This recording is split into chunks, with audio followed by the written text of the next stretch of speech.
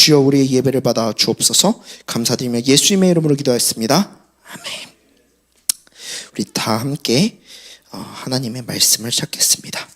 하나님께서 우리에게 주신 생명의 말씀은 요한복음 11장입니다.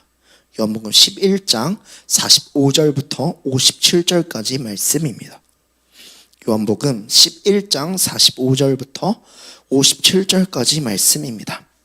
제가 가지고 있는 성경 신약성경 167페이지에 있습니다.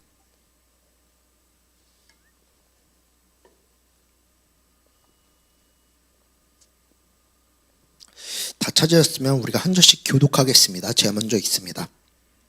마리아에게 와서 예수님께서 하신 일을 본 많은 유대인이 그를 믿었으나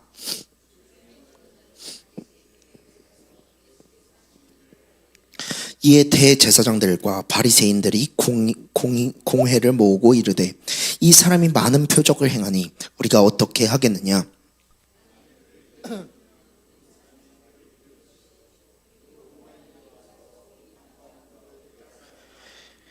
그 중에 한 사람 그 해의 대제사장인 가야바가 그들에게 말하되 너희가 아무것도 알지 못하는도다.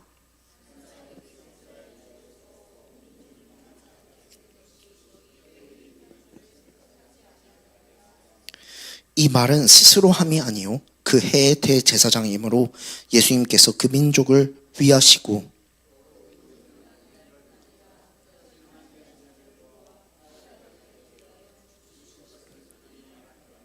이 날부터는 그들이 예수님을 죽이려고 모의하니라.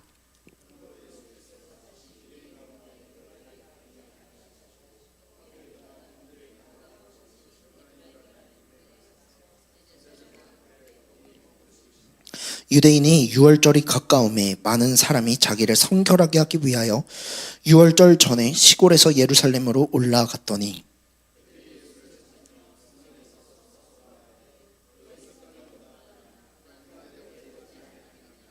다 같이 읽을까요? 이는 대제사장들과 바리새인들이 누구든지 예수님 있는 곳을 알거든 신고하여 잡게 하라 명령하였음이로라. 아멘. 우리 좌우에 계신 분들과 함께 인사하겠습니다. 잘 오셨습니다. 잘 오셨습니다. 잘 오셨습니다. 한 번 더 인사하겠습니다. 오늘도 함께 은혜 받읍시다. 오늘도 함께 네, 오늘 혹시 제목을 한번 보여주실 수 있으세요? 오늘 제목을 생명의 부활, 죽음의 모의 이렇게 지어봤습니다. 요한복음 11장은 여러분들이 또 잘 아시고 또 제가 보니까 제가 처음으로 이렇게 우리 교회 와가지고 금요기도에 설교했던 게 요한복음 11장이더라고요. 그래서 이 말씀을 다시 이렇게 비교적 짧은 시간 내에 전할 수 있으면서 준비하다 보니까 또 되게 새로운 생각을 하면서 설교를 준비했던 것 같습니다. 요한복음 11장은 여러분들이 잘 아시는 것처럼 나사로에 대한 내용입니다. 나사로. 그래서 이 요한복음 11장은 그런 죽은 나사로가 부활하는 또한 예수님의 십자가 사건을 예표하는 그런 또 되게 중요한 사건이기도 합니다. 그래서 제가 그때 설교에 강조했던 부분을 보니까 하나님께서는 하나님의 방법이 있고 하나님의 때가 있고 그래서 그 가운데 우리는 그거를 믿어야 한다. 그게 결론이었습니다. 주님께서는 충분히 나사로가 병들었을 때 고치실 수도 있었겠지만 나사로가 죽고 나서 시체가 썩은 냄새가 진동할 때까지 두시고 나사로를 부활시키십니다. 그러면서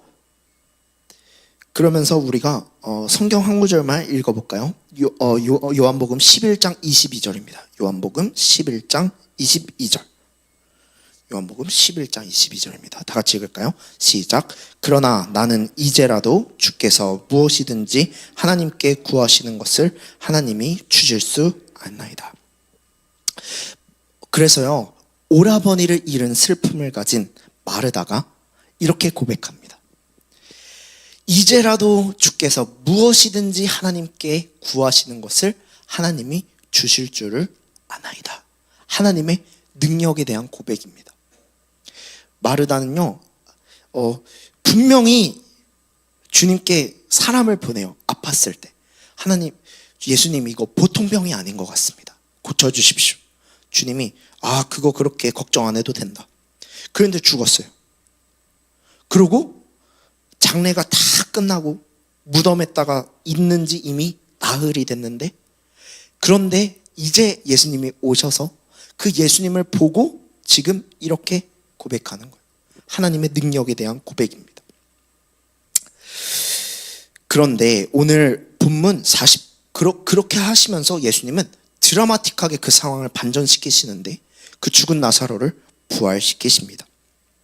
그러면서 그 45절 우리가 읽은 부분부터 갑자기 분위기가 전환이 됩니다.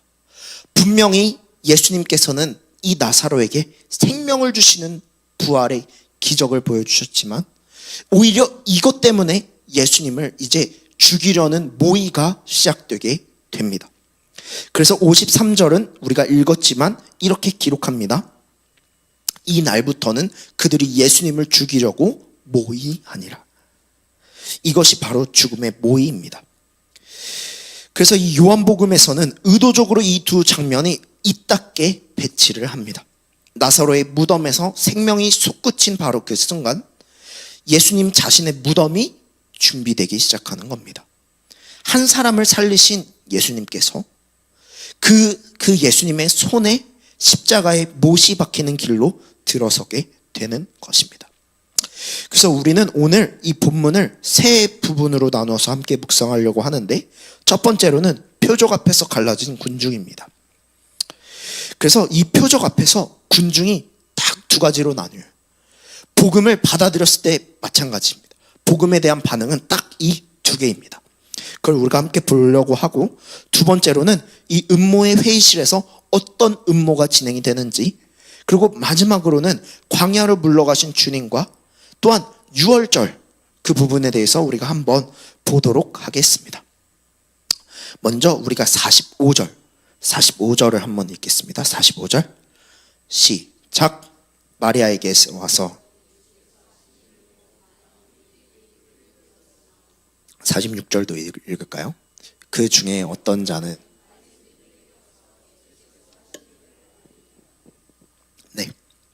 그래서요 보시면은요 복음을 받아들인 45절에 많은 유대인이 그를 믿었으나, 누구를 믿은 거예요? 예수님을 믿었어요. 그런데 46절에 그 중에 어떤 자는 어떻게 한대요? 바리새인들에게 가서 예수님께서 하신 일을 알립니다. 이것은요 같은 자리에서 같은 사건을 봤어요. 그런데요 정반대로 이루어집니다. 그러니까요 언제나 표적이 있다고 해서 그게 사람을 100% 변화시키는 것은 아닙니다. 죽은 자가 살아나는 것을 본 사람들조차 어떤 사람은 이 예수님은 분명히 하나님께서 약속하신 메시아다 라고 믿는 사람이 있는 반면, 또 어떤 사람은 곧장 바리새인들에게 달려가서 예수님을 고발하기 시작합니다. 같은 빛을 바라보지만 어떤 사람은요 그 빛이 생명이 되고, 어떤 사람은 그 빛이 너무나도 부담스러워 정죄가 됩니다.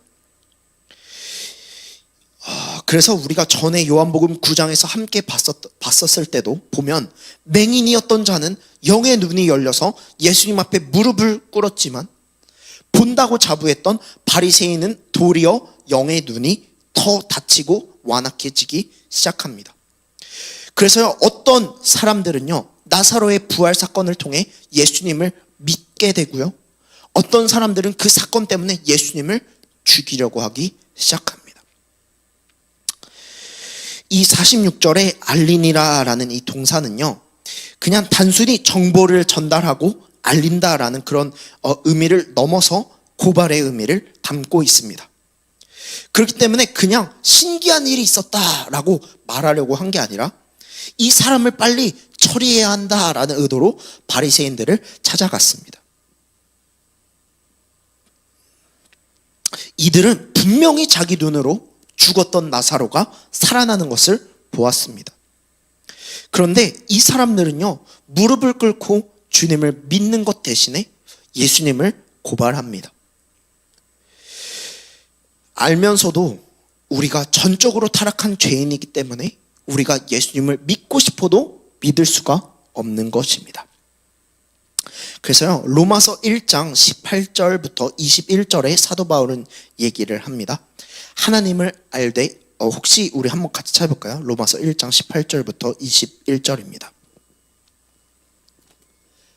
엄청 빨라요. 우리 다 같이 읽어볼까요? 시작. 하나님의 진노가 불의로 진리를 막는 사람들의 모든 경건하지 않음과 불의에 대하여 하늘로부터 나타나나니 이는 하나님을 알만한 것듯이 그들 속에 보임이라 하나님께서 이를 그들에게 보이셨느니라.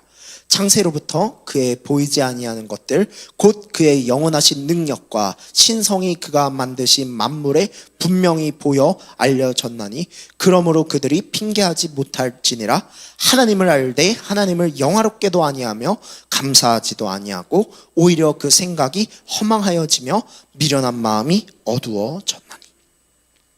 그러니까요, 요거는 뭐냐면요, 하나님께서 천지를 창조하시고 계속해서 하나님께서 하나님 자신을 나타내셨다는 거예요. 하나님이 이런 분이시다, 하나님이 여기까지 인도하셨다, 내가 이런 일을 했다. 그러면서 끊임없이 말했지만 하나님을 알되 하나님을 영화롭게도 아니하며, 이건 뭐예요? 하나님을 안 믿었다는 거예요. 감사하지 아니하고 오히려 그 생각이 허망하여졌다라고 얘기를 합니다. 오늘 이 본문에 똑같은 일들이 벌어지는 거예요. 분명히 예수님을 알아요. 근데 믿지는 못합니다. 그래서요, 우리는 이 질문 앞에 마주합니다. 우리는 매주 말씀을 듣고요, 매일 새벽 예배를 통해 말씀을 듣습니다. 매일 성경을 읽고요, 수많은 은혜의 표적을 보고 살아가게 됩니다. 그런데요, 그 모든 말씀과 표적 앞에서 우리는 어느 자리에 서 있습니까? 믿는 겁니까? 아니면 고발하는 자리입니까? 우리는 흔히 이런 착각에 빠지기 쉽습니다. 더 큰 기적을 보면 더 잘 믿을 텐데, 내가 지금 이 문제만 해결되면 하나님 제대로 믿을 텐데. 저는 이런 애들도 봤어요. 이번 주에 로또 1등 당첨되면 내가 진짜 기가 막히게 하나님 믿을 텐데. 죽는 자가 살아나는 것을 본 사람들도 갈라졌는데. 그러니까요, 문제는요, 표적이 아닌 거예요. 우리의 마음인 겁니다. 마음. 그리스도의 표적은 우리 마음을 드러내는 시금석일 뿐입니다. 그저 우리가 어떻게 하나님을 믿고 있는지를 드러내는 것일 뿐, 우리의 마음을 바꾸는 그런 역사는 오직 성령님이 하십니다. 그렇기 때문에 우리가 알고도 그것을 믿을 수 있게 해주시는 분은 오직 성령님이십니다. 그렇기 때문에 우리는 주님께 간구해야 합니다. 그래서요, 고발을 받은 이제 그 사람들의 관점으로 한번 보도록 할게요. 47절 한번 읽어보겠습니다. 요한복음 11장 47절입니다. 시작. 이에 대제사장들과 바리새인들이 공회를 모으고 이르되 이 사람이 많은 표적을 행하니 우리가 어떻게 하겠느냐. 그래서요, 즉시 공회를 소집합니다. 그래서요, 이제 유대인들을 이제 모으고 그 당시에 이스라엘 신앙과 정치의 아주 중요한 최고 기관으로서 모입니다. 이거를 모이는 이유는 뭐냐면 자기들의 권력이 흔들리기 때문입니다. 그러니까 뭐라고 얘기하냐면 이 사람이 많은 표적을 행하니 우리가 어떻게 하겠느냐라고 얘기를 합니다. 이들은요, 예수님의 표적을 부인하지 않아요. 예수님께서 하신 그 표적에 대해 인정을 합니다. 그런데요, 이 사람들의 결론은 뭐냐면 표적을 인정하니까 메시아다가 아니라 어떻게 하면 이 예수님을 처리할 수 있을까? 어떻게 예수님을 제거할 수 있을까? 왜 그랬는지 48절 한번 읽어볼게요. 48절 시작. 만일 그를 이대로 두면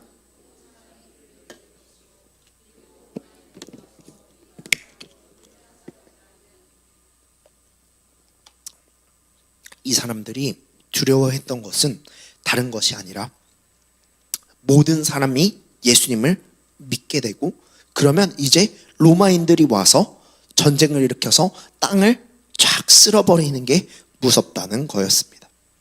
이들한테 중요한 것은 딱 두 가지였는데, 첫 번째로 뭐냐면은 사람들이 원래 나를 믿었는데 그를 믿는 거. 예수님을 믿는 거, 그러니까 뭐예요? 자기의 자리가 밥그릇이 뺏기는 게 제일 무서웠던 거고, 또 그 다음으로는 자기의 정치적인 안정이 필요했던 거예요. 로마가 쳐들어오지 않는 그런 정치적인 안정이 필요했습니다.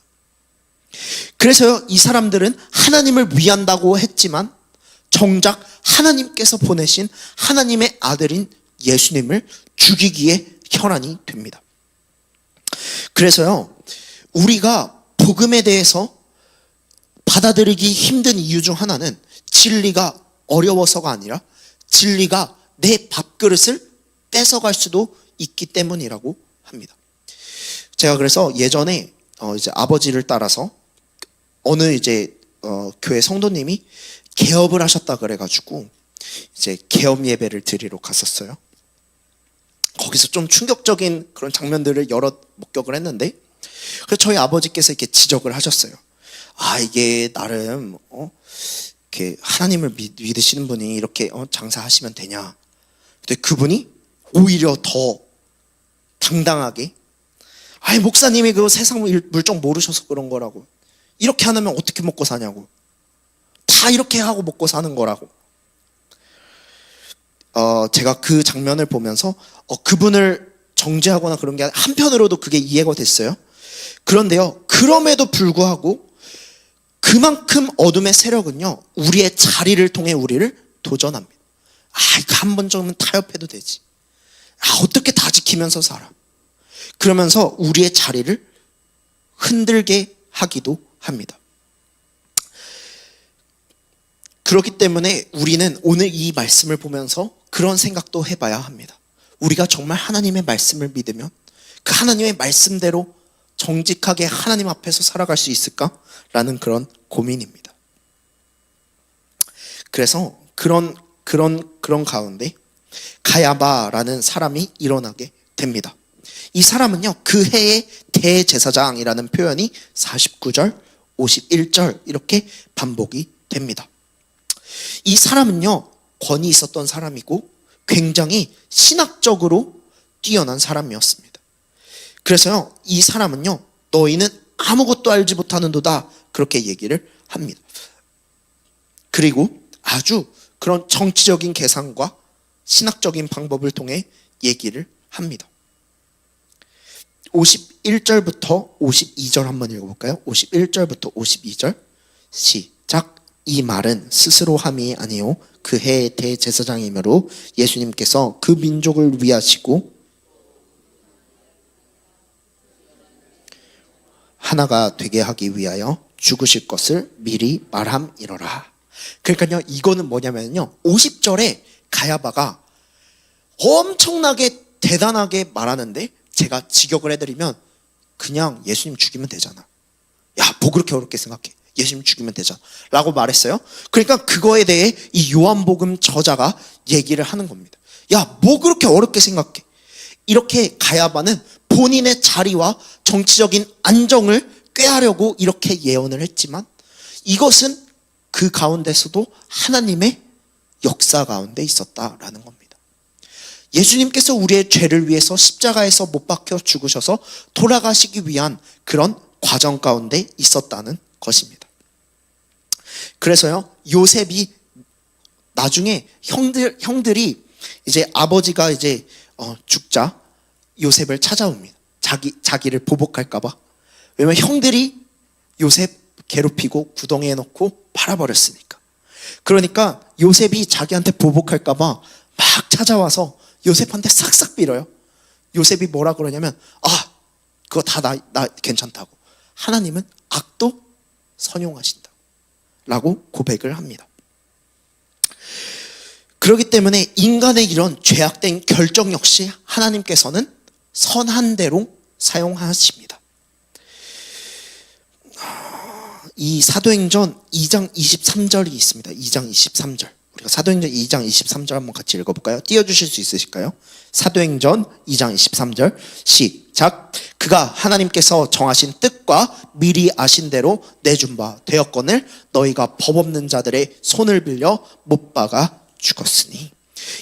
이거는요, 베드로가 이제 오순절에서 성령의 강림을 받고 성령 충만함을 받고 이제 설교할 때 했던 말이에요. 이 베드로는요, 두 가지의 진리를 선포합니다. 십자가는 분명히 하나님의 계획 가운데 있었다. 그런데 사람들은 자기 의지로 그것을 못 박았다. 자기의 의지로 예수님을 못 박았다. 가야바는요, 또한 이 공의에 있었던 사람들은요, 자기의 정치적인 계산으로 말하게 됩니다. 그런데요, 그들이 무의식적으로 했던 그런 것 역시 누구의 계획 속에 있었다고요? 하나님의 계획 속에 있었다는 것입니다. 이것이 바로 십자가 사건의 핵심입니다. 그리고 이 요한복음에서는 뭐라고 말하냐면 가야바의 이 정치적인 말을 더 확장시킵니다.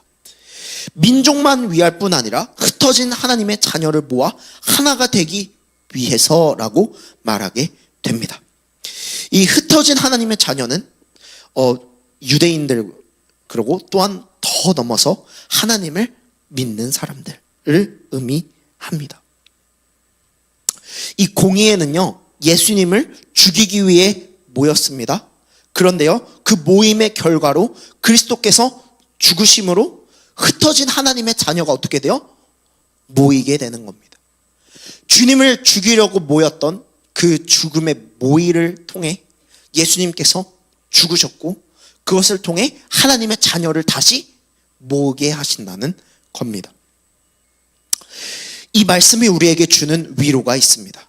우리 삶에는 여러 가지 부당함, 음모, 억울한 일들 많이 있습니다. 그런데요, 이것 역시 하나님의 계획을 무너뜨릴 수 없다는 것입니다.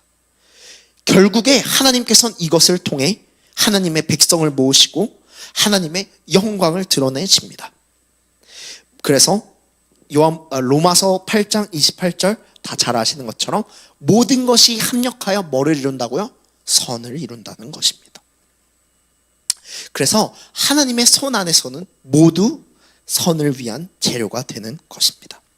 그래서 이 53절에 보면 이 날부터 그들이 예수님을 죽이려고 모의합니다.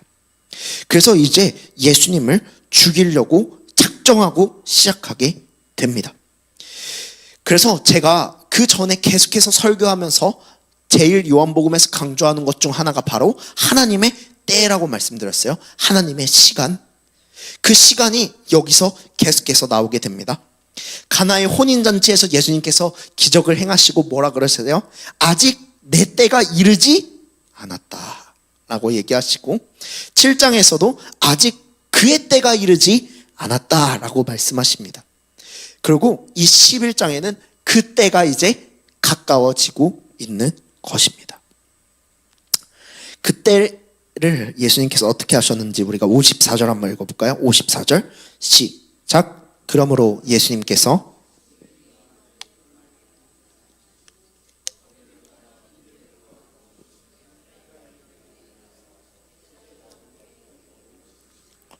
아멘.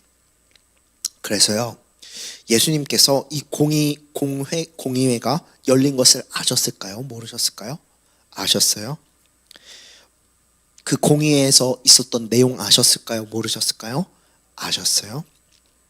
그렇기 때문에 주님께서 이 이야기를 들으시고 어떻게 하세요? 광야로 물러가십니다. 이거는요, 두려움 때문이 아닙니다. 그냥 비겁한 도피가 아닙니다. 하나님께서 정하신 때를 향한 거룩한 준비였습니다. 주님은요, 죽음을 피하신 것이 아니라 이 십자가의 죽음의 때를 준비하셨습니다. 바로 6월절이 가까워 오고 있기 때문입니다. 그래서요, 신앙의 길에서는요, 두 가지가 있어요. 싸울 때가 있고 물러설 때가 있습니다. 제가 그래가지고요, 저희 아버지 따라서 이제 선교지에서 있었는데 한국 대사관에서 연락이 왔어요. 철수하라고. 지역이 너무 위험하니까 거기서 이제 기독교인들 무분별하게 잡아서 죽이니까 철수하라고. 어떻게 해야 돼요? 철수해야 돼요? 선교사 파송받을 때 주님, 내가 죽더라도 주님 복음 전하다 죽겠습니다 하고 갔는데요. 네, 설교하실래요? 정확하십니다. 저는요, 그때 어렸거든요. 그래가지고 무작정 아이 이거 이제 복음 전하다 죽어야 되는 거 아니에요 아버지? 한 대 얻어맞고 그냥 같이 돌아왔는데, 제가 보니까 순교도요 제가 하고 싶다고 하는 게 아니더라고요. 하나님께서 허락하셔야 하더라고요. 그 하나님의 때가 있었습니다. 나중에 알았어요. 아버지가 그거 놓고 엄청 무작정 기도하셨더라고요. 주님은요 그 광야 가운데 기도하시면서 하나님의 때를 준비하십니다. 이것은 결코 후퇴가 아니었습니다. 예수님께서는요 그 가운데서도 예수님의 십자가를 준비하셨고, 그 광야의 시간들 가운데 제자들과 마지막 시간을 준비하시고 그들을 훈련시키셨습니다. 그래서요 55절 유월절이 가까우매, 이 유월절을 언급하면서 이제 또 얘기가 시작이 됩니다. 유월절은 여러분들이 잘 아시는 것처럼 출애굽기 가운데 바로의 마음이 완악하자 하나님께서 하나님 되심을 나타나시기 위해서 10가지 재앙을 내리시고, 그 마지막에 10번째 재앙 가운데 그 모든 장자를 죽이는 그 죽음의 사자를 보내시는데, 그거를 피하는 방법은 뭐예요? 어린 양의 피를 문설주에 바르는 거. 바로 그 사건이 이제 다가오게 됩니다. 그래서 유월은 뭐냐면 담을 넘어간다라는 뜻입니다. 그래서 이 유월절의 어린 양으로서 주님께서는 이것을 준비하게 되십니다. 그래서 이제 이 사람들이 낸 아이디어는 뭐냐면, 명절로 이제 유월절이 되면 이 유대인들은 다 예루살렘에 모여야 돼요. 그러다 보니까 이 예루살렘에 예수님이 있는 곳을 알거든 신고하여 잡으라라고 명령을 하게 됩니다. 그래서 이 57절 본문의 마지막은 공회의 음모가 이제 현상금이 걸린 체포 명령으로 구체화되고 실행이 되기 시작하게 됩니다. 그래서 이 본문의 끝에서 우리는 두 가지 모임을 보게 되었습니다. 한쪽에는요 죽음의 모이였고, 한쪽에는 십자가를 준비하는 유월절 가운데 훈련받는 그런 모임이었습니다. 이 본문의 전체가 보여주는 거대한 그림이 있습니다. 보통 이 세상의 권력자들은요 자기들이 모이고 자기들이 원하는 대로 결정하고 자기들이 기다린다고 생각합니다. 그런데 이것은, 모든 것은 다 하나님께서, 하나님의 역사 가운데 하나님께서 운행하신다는 것입니다.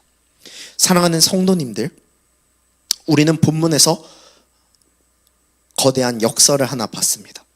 나사로의 무덤에서 생명의 부활이 시작되자 곧바로 공의회에서 회의가 열리고 죽음의 모의가 시작되게 됩니다. 한 사람을 살리셨던 예수님의 일이 그 예수님을 죽이는 결정적인 사건이 되게 됩니다. 그런데 하나님께서는 이 죽음을 통해 십자가에서 우리의 죄와 허물을 위해 죽으셨고, 그 다 흩어졌던 하나님의 자녀들을 다시 모으게 하십니다. 말씀을 맺겠습니다. 오늘 이제 기도하시면서 이 세 가지 질문을 해보셨으면 좋겠어요. 첫 번째로 아까 말씀드렸던 것처럼 주님께서 주시는 그 말씀, 표적 가운데 우리는 어떤 반응을 하고 있는지, 그 표적 가운데 우리가 주님과의 관계가 더 깊어지는지, 아니면 혹은 우리가 우리의 자리를 지키기 위해서 우리가 모른 척하고 있지는 않는지. 두 번째는 우리가 하나님의 예언을 듣고 있는지, 하나님께서 일하고 계시고 하나님께서 모든 것을 합력하여 선을 이루신다는 것을 우리는 과연 믿고 있는지. 세 번째로 우리는 그 광야의 시간 속에서 하나님의 때를 신뢰하고 있는지. 사랑하는 여러분들, 이 말씀이 참 쉽지 않은 것 같습니다. 제게 하시는 말씀 같기도 합니다. 그런데요, 가장 중요한 것은 이 죽음의 모이는요 생명의 부활을 막지 못한다는 점입니다. 우리가 오히려 이 죽음의 모의를 통해 우리의 더 큰 부활이 시작되게 됩니다. 그 부활에 우리가 합류한다는 것을 기억하시기 바랍니다. 그리고 그 부활의 강이 우리를 흩어졌던 우리의 마음을 다시 모아 하나가 되게 하신다는 것을 우리는 기억해야 합니다. 힘든 시간을 지나고 계실 수도 있고 기쁜 시간을 지나실 수도 있고, 그런데 언제나 하나님께서는 우리를 이끄시고 계시고 우리를 이끌어 협력하여 선을 이루신다는 것을 기억하시며 힘든 시간, 기쁜 시간, 감사와 기도로 잘 이겨내시는 우리 성도님들이 되시기를 예수님의 이름으로 소망합니다. 제가 기도하겠습니다. 하나님 아버지, 감사합니다. 우리는 그저 우리의 길을 모르고 그저